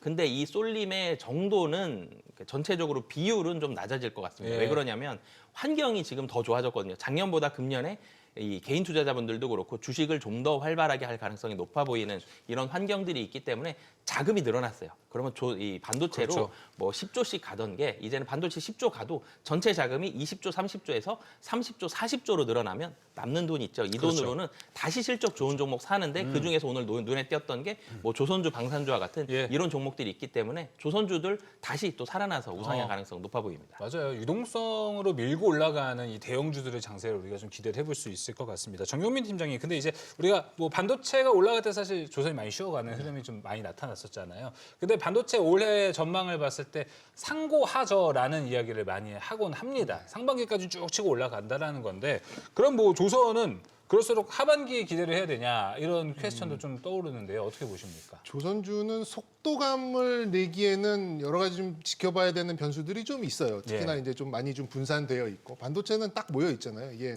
이런 말씀드리기 좀 그렇지만 에이스 원페어 같은 삼성전자, SK 하이닉스 같이 예. 이제 딱 들고 가는 이제 그런 부분이 있습니다만 조선주는 조금 이제 분산되어 있고 그리고 이제 2029년, 2030년도에 이제 수주를 받아야 되는데 그 정도 수주를 어느 정도 지금 가격에 땡겨 와가지고 이제 현재 가치화 하느냐 이제 그런 문제도 좀 나와 있는 것 같고요. 그래서 저는 조선주는 방향성에는 이제 큰 의의는 없는데 속도감에 있어서 언제 어떻게 나올지는 모르겠어요. 그래서 제가 주목하고 있는 부분은 그런 속도감을 좀 가미해 줄 수 있을 가능성이 조금 높아 보이는 게 뭐 이건 또 방산으로 좀 빠지는데요. 역시 이제 필리조선소에서 예. 어느 정도의 이제 미군의 어떤 군함을 대신 만들어주는 뭐 이런 걸로 좀 뭐 폄훼할 수는 있겠습니다만 뭐 좀 저는 필리조선소가 이제 미국의 어떤 큰 전략적인 이제 그런 거점을 함께 한다라는 그런 의미를 좀 생각하고 있거든요. 그런 면에서 봤을 때는 한화오션 그렇죠. 또 필리조선소의 지분 60%를 가지고 있는 한화시스템 아. 요 종목 두 개를 오히려 다른 조선주보다는 조금 더 좀 면밀하게 조금 더 이제 우호적인 그런 환경으로 좀 가지 않을까. 다른 종목들보다 밸류에이션을 확장할 수 있는 그런 이제 MRO를 넘어선 어떤 이런 미국의 전략 자산과 함께 한다라는 이제 그런 거를 좀 감안한다면 조금 더 우호적인 환경에 있지 않을까. 이렇게 좀 개인적인 선호도 말씀드려 보겠습니다. 알겠습니다. 자, 오늘 또 함께 올랐던 조선주 이야기 해봤고요. 시간이 얼마 남지 않았습니다. 얼마 남지 않은 상황에서 반도체 이야기를 잠깐이라도 해야 될 것 같습니다. 반도체 이야기할 때 참 시간이 모자랐는데 맞습니다. 사실 오늘도 또 반도체가 이렇게 되네요. 잘 올라서 좋긴 한데 하던 이야기가 항상 같아가지고 많은 분들이 이제 피로감을 느끼실 수 있습니다. 근데 이제 삼성전자 실적 발표가 얼마 남지 않았습니다. 지금 눈높이가 하루하루 계속 올라가고 있다는 생각을 하실 것 같습니다. 지난주만 해도 20조라는 게 상당히 높아 보였는데 그래도 18조만 해도 선방이야라고 했는데 이 정도 오니까 20조 안 넘으면 안 될 것 같습니다. 상무님. 그렇죠? 이제 컨센서스가 예. 다 20조가 넘어가는 것 같습니다. 예. 최근 한 일주일 사이에 나온 컨센서스가 다 20조가 넘었죠. 그러니까 한 분기에 20조를 버는 겁니다. 한 달에 20일씩 일한다고 치면 60일 일해서 20조 버는 거거든요. 네. 엄청나게 많이 버는 건데 SK 하이닉스도 20조보다는 좀 안 되겠지만 굉장히 많은 금액, 뭐 17조 이상도 얘기를 하고 있고 두 종목 합쳐서 40조 가까이 또 되면 굉장히 또 많이 버는 건데 삼성전자 그만큼 충분히 좀 할 것으로 보여지고요. 지금 반도체가 한 몇 달 전에 HBM 같습니다. 그냥 D램도 대기자가 많거든요. 부르는 네. 게 값입니다. 반도체 가격이 계속적으로 메모리 가격도 올라가고 있기 때문에 이런 현상들은 최소 상반기에는 진행이 될 가능성이 높다. 그렇기 때문에 영업이익 단 100조 얘기가 그래서 나오고 있고 그래서 삼성전자 같은 경우 뭐 단기적으로 오늘도 조정받아도 계속 매수세가 들어오죠. 개인이든 외국인이든 기관이든 누군가는 떨어지면 계속 삽니다. 좋은 흐름이 있기 때문에 이런 부분들 본다라면 실적 나오더라도 보통 굉장히 좋은 실적이 좋을 것으로 예상이 됐을 때 실적 나오면 좀 차익 매물 나오는 경우도 있는데 차익 매물 나오면 또 누군가 살 것 같거든요. 지금 분위기가. 이런 부분들 본다라면 적어도 상반기에는 상당히 좋은 모습들이 이어질 가능성이 높아 보입니다. 예. 반도체. 지금 없으면 계속해서 마음이 부담스럽고 뭔가 조바심 나고 이런 상황인데 팀장님, 지금 뭐 냉정하게 반도체 올라타도 되는지 아니면 반도체 안에서 조금 시야를 돌려서 계속 메모리만 봤으니까 비메모리로 돌려봐야 되나? 틈새 시장. 네, 어떻게 하는 게 좋을까요? 일단 저는 메모리를 본다면 이 빅2 종목을 보는 게 맞다라고 생각이 들고요. 비메모리로 돌린다면 삼성전자의 파운드리 밸류체인의 최일선 종목들 정도로 약간 좀 이제 변주를 주는 게 좋다라고 생각이 드는데 정답이 나와 있는데 굳이 이렇게 멀리 돌아갈 필요는 없다라고 생각이 듭니다. 그래서 지금 뭐 시장 스트릿 컨센은 이미 이제 21조 가까이 좀 삼성전자 21조 가까이 좀 나와 있는 상황이고요. 저는 이제 그 마이크론하고 늘 좀 비교를 해서 이제 고객들하고 네. 얘기를 많이 하는데 이제 마이크론은 넘버 3죠. 지금 500조 정도의 시가총액을 가지고 있는데 우리 이제 원화 환산했을 때요. 올해 실적도 전망치가 이제 뭐 40조가 좀 안 되는 그런 전망치가 있어요. 근데 우리 삼성전자와 SK하이닉스의 이제 이런 전망치 100조가 넘니까 100조가 될 수도 있고 안 될 수도 있죠. 하지만 지금 시장에서 그렇게까지 확장적으로 어느 정도 나올 수 있다라는 전망이 나온다는 자체가 이게 이제 그런 반도체 시황이 예전에 우리가 이렇게 메모리 반도체 뭐 D램 만들고 낸드 만들어서 하던 거랑은 정말 달라진 이제 그런 상황이라는 거를 이제 넘겨짚을 수 있겠고요. 그렇게 본다면 지금 1분기 아까 올 이제 실적 목요일 날 나오죠. 작년 실적이요. 그게 이제 나오고 나서 가이던스와 시장 컨센이 어떻게 형성되는지를 봐야 되겠습니다만 저는 천조전자, 백만닉스 이건 뭐 먼 얘기는 아니라고 생각해요. 천조전자. 네, 뭐 천조전자는 지금 뭐 800조 넘었기 예. 때문에 뭐 이렇게 먼 얘기는 아니고요. 예. 뭐 SK 하이닉스도 뭐 100만 닉스 해봐야 뭐 한 20몇 프로 오르면 이제 금방 또 네. 달성할 수 있는 거 부분이니까 그렇게 먼 얘기는 아니다. 그래서 저는 이제 목요일 날 잠정 실적 나오고 살짝 세론이 나올 수는 있겠습니다만, 그땐 찬스가 될 수 네, 있을 것 찬스가 같아요. 될 수도 있을 거라 생각이 들고요. 뭐 말씀 좀 드렸습니다만 역시 이제 에이스 원페어를 들고 예. 예, 여기에 임해야 되지 않을까 이렇게 말씀드리고 싶습니다. 우리가 너무 어렵게 생각을 하는 것 같아요. 그러니까 많이 괜히 올랐으니까. 고민하고 우리가 담을 타이밍 놓쳤다 이렇게 생각할 수 지금 있지만 고민할 때가 아니었던 것 같습니다. 맞습니다. 이럴 때가 가장 저점이다라는 표현도 좀 들어맞을 것 같습니다. 삼성전자와 하이닉스 반도체 이야기까지 마무리해보면서 오늘 증시 인사이트 여기서 마무리해보도록 하겠습니다. 두 분 오늘 말씀 고맙습니다.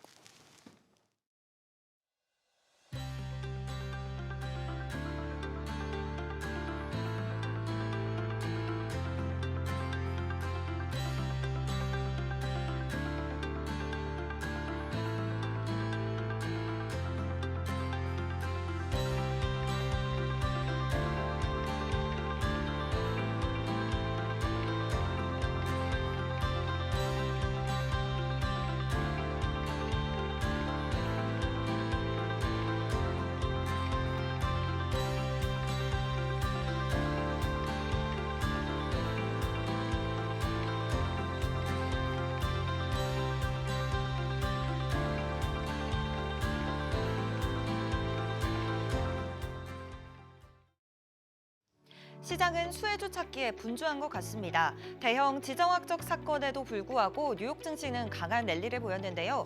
물론 불확실성이 커졌지만 미국의 군사 개입은 제한적이고 장기 교전으로 이어질 가능성은 낮다는 평가 속에 베네수엘라 원유 개발에 대한 기대가 오히려 투자 심리를 지지했습니다. 마감 상황 보면 다우 1% 넘게 크게 올랐고요. 나스닥 0.69%, S&P 500 0.64% 올랐습니다.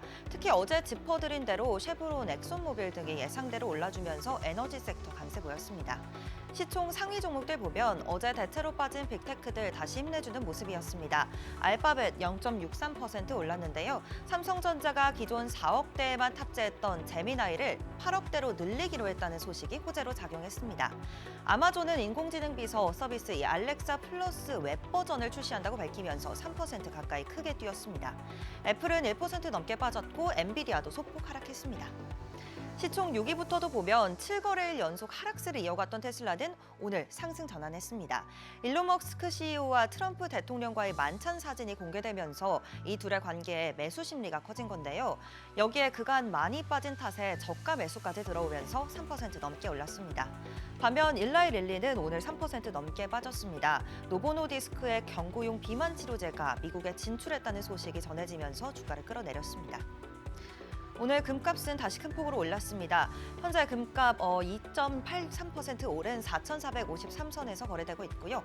국제 유가는 베네수엘라 정권 교체 소식과 함께 소폭 올랐다가 지금 1% 넘게 올랐습니다. 지정학적 갈등에 단기적으로 수급 불안이 커진 이유인데요. 하지만 베네수엘라 사태가 유가에 미치는 영향은 제한적일 거란 분석이 우세합니다.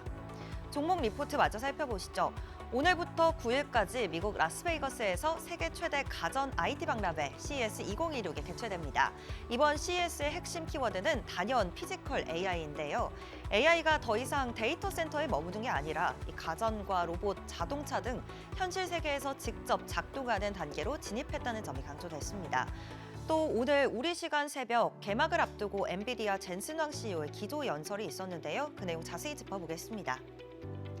네, 엔비디아는 자율주행차 개발을 돕는 오픈소스 AI 모델 알파마이오를 공개했습니다.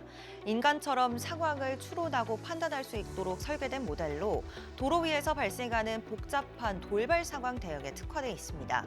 엔비디아는 이를 통해 레벨 4 자율주행 상용화를 앞당긴다는 계획입니다. 엔비디아는 또 차세대 AI 슈퍼컴퓨팅 플랫폼 베라 루빈을 공식 발표했습니다. 루빈은 CPU와 GPU를 포함한 이 6개 칩을 하나의 시스템으로 통합 설계한 플랫폼인데요. 추론 토큰 비용을 최대 90%까지 낮추고 이전 세대인 블랙웰보다 3.5배 높은 효율을 갖춘 게 특징입니다. 젠슨 왕 CEO는 현재 양산 단계까지 들어갔다고 밝혔습니다. 마이크로소프트, 구글, 아마존, 오픈 AI 등 주요 글로벌 빅테크 기업들이 2026년도 하반기부터 본격 도입할 계획을 밝혔습니다. 차세대 AI 인프라의 표준이 엔비디아 중심으로 재편되고 있다는 평가도 나옵니다. 한편 젠슨왕 CEO는 중국 수출 허용 여부가 검토 중인 H200 칩과 관련해서 중국 내 수요가 매우 강력하다고 밝혔습니다. 현재 수출 라이선스 승인 결정을 기다리고는 있지만 승인 규모와 관계없이 글로벌 공급망에 차질이 없을 만큼 물량을 확보하고 있다고 강조했습니다. 젠슨왕 CEO가 애널리스트 세션에서 답변한 내용들 조금 더 자세히 정리해드리겠습니다. 앞으로의 AI 방향성을 묻는 질문엔 자율주행과 로봇, 스마트 글래스를 아우르는 피지컬 AI가 다음 흐름이 될 거라고 강조했고요. 엔비디아의 경쟁력으로는 칩 단품이 아닌 데이터 센터 전체를 설계하는 시스템 기업이라는 점을 들어 이 고객에게 10배 가까이 가치를 제공할 수 있기 때문에 가격과 수익성을 동시에 유지할 수 있다는 자신감도 내비쳤습니다. 오늘장 주요 일정도 살펴볼까요? 오늘은 CS2026이 개막하고 미국의 12월 서비스 PMI가 발표됩니다. 이번 CES에서 제시된 AI 방향성이 한국 반도체와 빅테크 실적 전망에 어떤 영향을 미칠지 지켜볼 필요가 있겠습니다. 큰 지정학적 갈등이라 영향을 많이 받을 줄 알았는데 뉴욕 증시 오히려 수혜주를 찾으며 국권이 상승해주는 모습이었습니다. 정유주와 금융주가 수혜주로 떠오른 이후 CS2026에서는 어떤 부분을 더 집중해서 보면 좋을지 잠시 후 투자 노하우에서 전해드리고요. 지금까지 뉴욕 증시 전략이었습니다.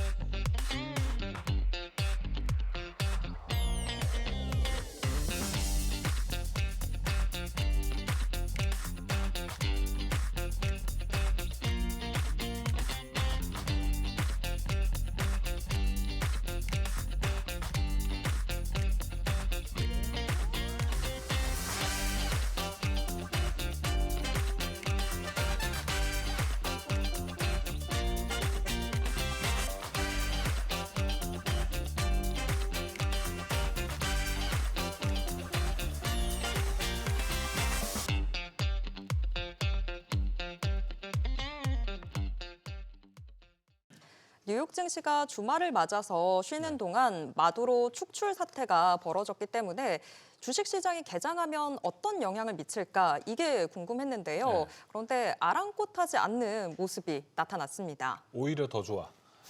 이런 모습이 좀 나타난 것 같습니다. 미국 시장은 쭉 올라갔고 오히려 또 베네수엘라 시장도 개장을 했다고 합니다. 자, 그리고 CS2026 소식과 함께 뉴욕 증시 어떤 이슈를 우리가 바라봐야 할지 이야기 나눠보겠습니다. 위즈웨이브 이권희 대표 함께하겠습니다. 대표님 안녕하세요. 네, 안녕하세요. 네. 네, 일단 간밤 뉴욕 증시가 정말 저희 뭐 앞서 말했지만 아랑곳하지 않는 미국에 나쁠 건 상황이었어요. 없으니까. 네, 네. 다우지수는 뭐 장중 사상 최고치도 경신을 했는데 네. 어떻게 보셨어요? 전쟁은 아니고 작전이라고 하는데 일단은 뭐 엄청난 타격을 해서 대통령을 그냥 데려갔잖아요, 그죠? 네. 예, 경호원들이 다 코바게 출신이었는데 다 몰살됐습니다. 마두로의 경우는 마두로의. 예, 네. 그러니까 이제 베네수엘라가 석유를 주는 대신에 군사 자문은 쿠바한테 맡기고 있거든요. 예, 이제 이런 부분들이 이제 지금 그래서 지금 뭐 총독을 세운다 이런 얘기가 좀 나오잖아요. 맞아요. 베네수엘라. 예, 네. 루비오 그분을 뭐 총독으로 임명한다 뭐 이렇게 얘기를 할 정도인데 미국이 다시 이제 예전의 대영 제국처럼 새로운 미국 남미를 제국으로 뭐 이렇게 미국 한다고 하죠. 중심의 다시 제국주의를 부활시키려고 하는 것 같은데 일단 전쟁은 좀 어려울 것 같고 그래서 지금 일단 대통령 이제 머리부터 이제 제거를 한 거죠. 이제 그러면 이제 친미 정권을 세울 가능성이 높겠죠. 예. 근데 오다가 또 보니까 또 뭐 그 베네수엘라 그 수도 인근 대통령 그 군 근처에서 뭐 총성이 들렸다. 뭐 그래서 뭐 쿠데타 우려가 있다 이런 그런 소식이 얘기, 있었어요, 또? 소식이 좀 들렸는데 제가 오다가 봤는데 일단 지금 미국 시장은 별로 반응을 안 하는 것 같아요.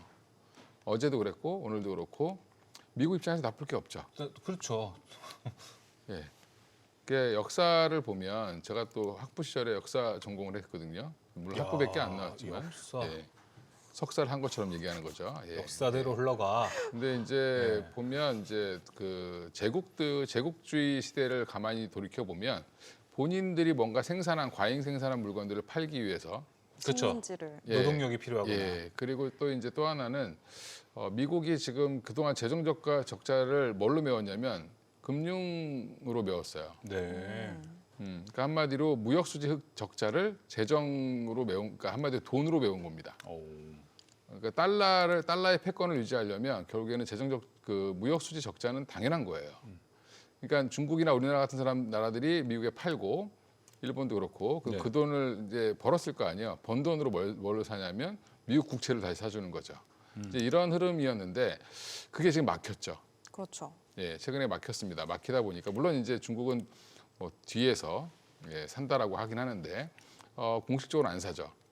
그러면 이런 적자를 타개하기 위해서 관세도 붙였고 거기에 지금 식민지까지 만들려고 하는 그런 상황으로 가고 있다. 그럼 미국 사람들 입장에서는 좋죠. 어떤 이제 풀어보니까 여러 외국인들이 나와서 얘기하는 걸 들어보니까 미국 사람은 그럴 수 있는 거 아니냐? 범죄자인데. 아, 그래서 그러면 트럼프가 범죄자면 우리가 가서 트럼프를 잡아도 되냐? 뭐 이렇게 물어보면 그건 또 아니라고 그건 또 하고. 아니라 그러죠. 예, 항상 그런 겁니다. 국제관계는. 그래서 이번에 이 사건의 의미는 국력이 약하면 언제든지 당할 수 있다. 네. 예, 이제 유엔은 의미가 없어졌어요. 트럼프도 뭐라고 하잖아요. 예, 필요 없네. 원래 유엔 자체를 미국이 만든 거기 때문에 예. 유엔은 사실 좀 유명무실한 존재가 좀 되고 있는 상황이다. 그래서 블록화가 앞으로도 가속화될 거고 그러면 우리나라한테는 뭐가 좋냐? 네. 잘 붙어야죠 여기저기. 네, 그리고 적을 만들 필요 없고 네. 우리는 중간에서 청바지만 잘 팔면 된다. 제품만 잘. 예, 그리고 또 하나는 이제 뭐 방산도 많이 팔 수 있겠죠. 지금 뭐 정전 뭐 이러면서 얘기하지만 사실은 이번에 이제 많은 나라들이 떨고 있겠죠. 언제든지 미국이 와서 자기를 잡아가면 어떡하지? 예, 그런 나라들은 뭐 할까요? 군비부터 확장하겠죠. 그렇죠. 이제 뭐 스페이스X가 큰 역할을 했다고 하잖아요. 또 그거에도 대비할 수 있는 뭐 이런 것들 그렇죠. 다양하게 뭐 할 수 있겠죠. 여러 가지를 이제 고려할 네. 걸로 보고 있습니다. 시장에서 조금 더 나왔던 이슈들로 먼저 좀 풀어보도록 하겠습니다. 뭐 당연히 이제 베네수엘라 하면은 석유고 매장량은 뭐 거의 세계 최고 하지만 생산량은 전 세계 생산량의 1%밖에 차지하지 않기 때문에 미국으로 이걸 좀 이제 리노베이팅해서 우리 걸로 좀 가져가는 뭐 그런 이야기들 좀 하고 있는데 간밤에 이제 쉐브론, 엑소모빌 이런 종목들이 좀 올라가는 모습을 보여줬습니다. 이게 이제 미국 시장에서는 앞으로 좀 쭉 이어지는 연속성 있는 흐름으로 나타날 것 같으십니까? 그렇겠죠. 예, 지금 쉐브론은 이제 아직까지 남아 있는 회사고, 그러니까 거기서 이제 최고 남아 있죠, 맞아요. 네. 그 석유 개발하는 거랑 이제 채굴하는 거 일부 이제 종사를 하고 있고, 마두로 대통령 전에 이제 그 전 대통령 이름을 까먹었는데 그 대통령 있었을 때 네. 차베스가 국유화를 했잖아요. 예, 국유화를 하면서 만든 문제가 뭐였냐면 그 베네수엘라도 정유 회사가 있었어요. 거기에 이제 주요 임원진들을 자기 아는 지인으로 꽂았죠. 예, 그래서 정유가 제대로 안 돌아가서 원유는 많이 나는데 휘발유가 없는. 맞아요. 비정상적인 상황이 됐던 그렇죠. 거네요. 예, 그런 나라가 됐었는데 물론 이제 그게 뭐 옳고 그름을 떠나서 지금 현재는 그러면 미국 회사들이 다 개발을 했었어요 예전에 1920년대부터. 그래서 지금 그거를 다시 찾아오겠다 이권을. 그러면 명목상 우리가 개발을 하고 우리가 정유하고 할 테니까 너희들은 싸게 줄게. 네. 예, 대신에 우리가 보면 포스코 인터내셔널이 미얀마 가서 가스전을 가스전 개발하죠. 개발하면 미얀마 정부에다 일부 주거든요. 네. 예, 이제 그런 역할을 하려고 할 겁니다. 그러면 엑소모빌이라든지 지금 뭐 이미 진출해 있는 쉐브론 같은 경우는 더 확장세를 이어가겠고 네. 1%밖에 생산 안 된다. 이게 말이 안 되죠. 그렇죠. 근데 이거를 10%로 늘리면 10배죠. 그렇죠. 예, 그러면 석유 가격은 떨어질 거고 네. 더 떨어뜨리면 미국 입장에서는 좋죠. 그렇죠. 원가도 절감되고요. 근데 예. 좋긴 한데 그 실제로 원유 공급이 늘어나고 뭐 이런 것까지는 사실 시간이 좀 많이 걸린다고 하는데 지금 너무 빨리 주가가 가는 건 아닐까요? 원래 주식은 미래를 보고 가는 거죠. 바로 반영. 예, 그렇죠. 예, 그러면 뭐 로봇주들은 왜 올라갑니까? 똑같은 거죠, 그죠? 예. 로봇주 뭐 이제 우리가 현대차 뭐 이야기도 앞서 했는데 똑같이 네, 여기도 맞아요. 봐야 된다. 미리 움직이는 주가. 상용화가 28년, 29년 막 이런 데도 막 먼저 가잖아요. 그래서. 맞아요. 예, 그렇습니다. 자, 일단은 미국이 이제 베네수엘라 마두로 대통령을 이제 체포해서 한 것은 뭐 다양하게 미국의 석유뿐만 아니라 또 여러 가지 포인트도 있습니다. 이게 또 중국 견제용이라는 이야기도 있습니다. 이게 왜냐하면은 중국이 이 공개 시장에서 석유를 사가지 않고 베네수엘라의 원유를 이렇게 지금까지 쭉 사왔던 것으로 나타나고 있는데 그럼 중국의 움직임에서는 이제 중국이 베네수엘라만이냐? 이란도 친하지 않습니까? 그래서 이란으로 다시 턴하지 않을까? 뭐 이런 시나리오도 좀 나오고 있습니다. 이것도 트럼프가 생각하고 있을까요? 근데? 트럼프가 똑똑한 사람이에요. 네. 예, 멍청하진 않은 것 같습니다. 그러면 예. 생각해 보면 중국의 심기를 건드릴 이유가 없죠. 요즘에 중국한테 잘하고 있습니다. 굉장히 이게 히토리 때문이라는 얘기가 있어요. 예, 인정을 하는 거죠. 대신에 정치적인 면으로 보면 시진핑 주석은 속으로 웃고 있을 거예요. 왜요? 지금 신먼로주의를 지금 얘기한 거잖아요. 지금 미국은 선언한 겁니다. 네. 아메리카 대륙 내는 자기들이 알아서 통제할 테니까 러시아, 중국 간섭하지 마. 그럼 우리는 대만 갈 거야 이건가요? 그렇죠. 오. 그러면 똑같은 얘기죠. 중국 입장에서는 대만 가지고 니네들 간섭하지 마. 이게 가능하고요. 근데 중국 엄청나게 비난하지 않았나요? 공식적으로는 비난하죠. 공식적으로는 비난하는데 속으로는 좋아한다. 물밑에선 다르다. 예, 그리고 왜냐하면 공식적으로 지금 중국은 세계화를 더 유지해야 자기들이 좋거든요. 네. 예, 그리고 유엔도 살아있는 게 좋습니다. 네. 그래서 공식적으로 그렇게 얘기를 하는 거고 또 하나 이제 석유 문제는 베네수엘라에서 수입했던 물량이 생각보다 많지 않아요. 중국이 수입했던 물량이요? 그 1%밖에 생산 못 하는데 뭐 얼마나 수입했겠습니까? 중국 전체 사용량의 뭐 5% 이내인 걸로 알고 네. 있는데 그것도 돈 꺼주고 대신 석유로 받은 거예요. 돈 빌려주고 이게 이제 위안화 세계화 입장에서 남미를 좀 포섭하려고 했던 부분이 있거든요. 네. 예, 그런 부분들 때문에 그런 거지. 트럼프가 그걸 몰랐을까요? 다 알죠. 예, 아니까 중국한테 오히려 그런 얘기 하잖아요. 우리가 생산한 양질의 원유를 주겠다. 네, 그렇게 얘기하고 있습니다.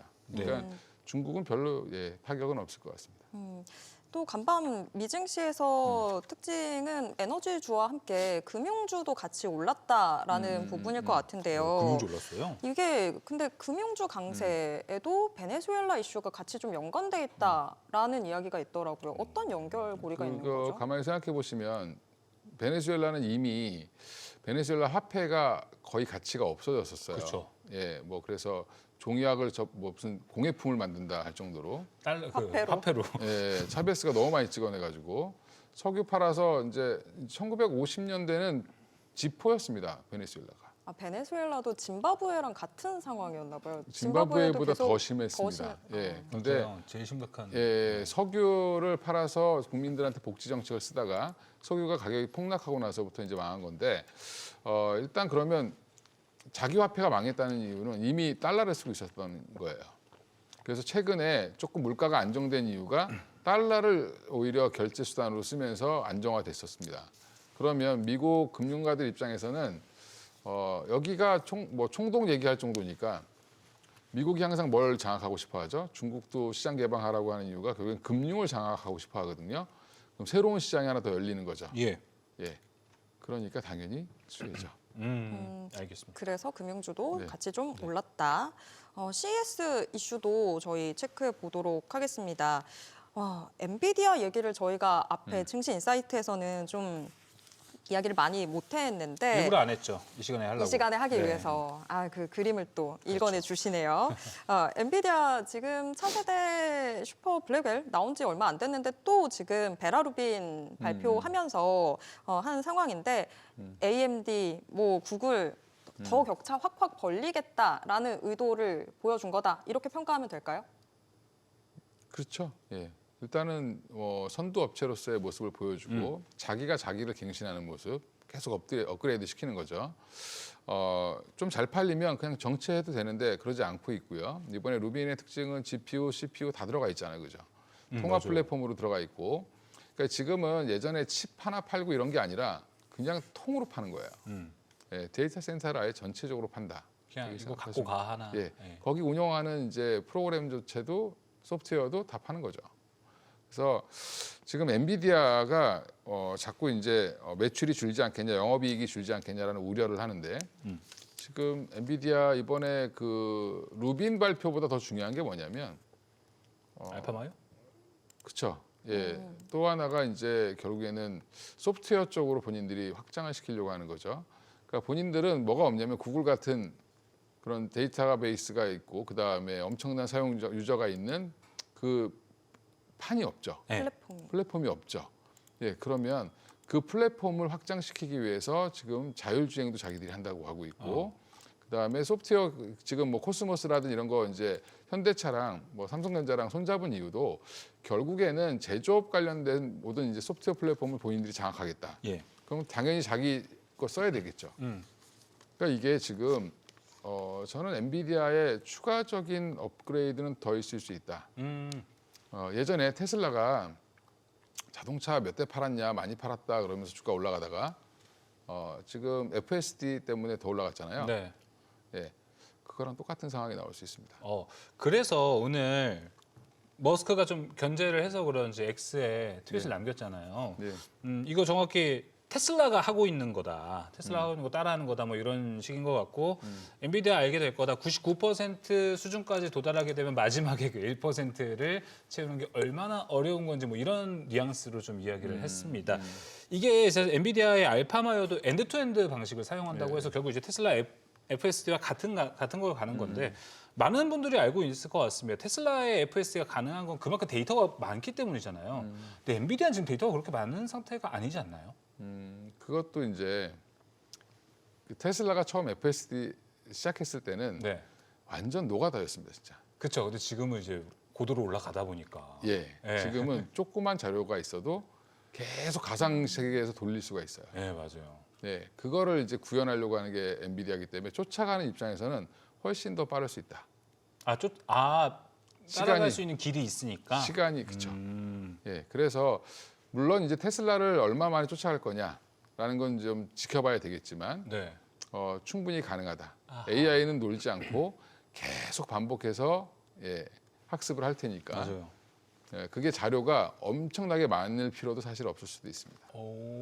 이게 저도 예전에 어디서 풍문으로 들었는데 FSD가 요새 더 기술력이 올라가고 있는 거는 그 FSD가 유튜브 주행을 보게끔 만들었대요. 네. 그래서 그 직접 지금은 이제 테슬라가 돌아다니는 데이터를 다 받아들여가지고 자율주행의 기술력이 올라가는 건데 지금은 그냥 유튜브로 길 다니는 거 보고 그걸로 학습을 한다. 이렇게 된 거 보니까 엔비디아도 그쪽을 좀 차용할 수 있겠네요. 디지털 트윈 개념을 차용할 겁니다. 거기. 디지털 트윈. 예. 와, 지금- 디지털 트윈이 이제 여기서 지금 나오는군요. 자체가 그런 거죠. 예, 오. 그래서 뭐 지금 엔비디아가 개발하고 있는 뭐 피지컬 AI 관련된 소프트웨어 두 플랫폼이 있는데 거기가 뭐 하는 거냐면 계속 시행착오를 그 가상 세계에서 시키는 거예요. 근데 디지털 트윈은 공장 만들 때 그때 쓰이는 그거 아니어도 상관없죠. 아니에요? 도로 주행도 오. 똑같이 할 수 있죠. 지도랑 뭐 이런 거 있으면 충분히 가능하죠. 그러네요. 예. 만들어주는 예, 젠스랑이 뭐 바보가 아닌 이상 이걸 빨리 하겠다. 음. 예, 이렇게 얘기하겠습니다. 이분은 일론 머스크보다는 거짓을 잘 얘기 안 합니다. 말한 대로 그 일론 타임라인대로 가는. 머스크는 또 거짓말을 안 하긴 하지만 시간차 거짓말을 하죠. 그렇죠, 시간차. 그렇죠. 저희가 지금 매주 화요일마다 네. 대표님과 항상 이야기 나누는 거는 테슬라 머스크 좋다. 근데 시간을 안 지킬 때는 많다라고 이야기를 항상 했는데 타임라인과 말이 맞지가 않는 맞아요. 젠스랑은 상황이었죠. 근데 그 케이스는 아닐 거다. 그래서 좀 더 믿어보는 자율주행으로서의 이 시장에서 엔비디아의 발돋움을 기대해 볼 수 있는 포인트 좀 나오지 않을까. 그렇죠. 그러면 이제 시장이 그게 어느 정도 가시화되면 네. 그 밸류를 또 반영시킬 수 있습니다. 좋습니다. 예. 저 이제 다음 주도 이제 또 테슬라 이야기 나누면서 이쪽 이야기 함께 나눌 수 있지 않을까 생각이 듭니다. 오늘 이야기는 여기서 마무리해 보도록 하겠습니다. 위즈웨이브 이권희 대표와 함께했습니다. 오늘 말씀 고맙습니다. 네, 감사합니다. 네, 오늘 머니쇼 플러스 저희가 준비한 소식은 여기까지입니다. 모든 투자 판단의 책임은 투자자분들께 있다는 점 알려드립니다. 여러분의 모든 경제에 SBS 비즈가 함께하겠습니다. 저희는 내일 오후 3시 30분에 다시 찾아뵙겠습니다. 고맙습니다.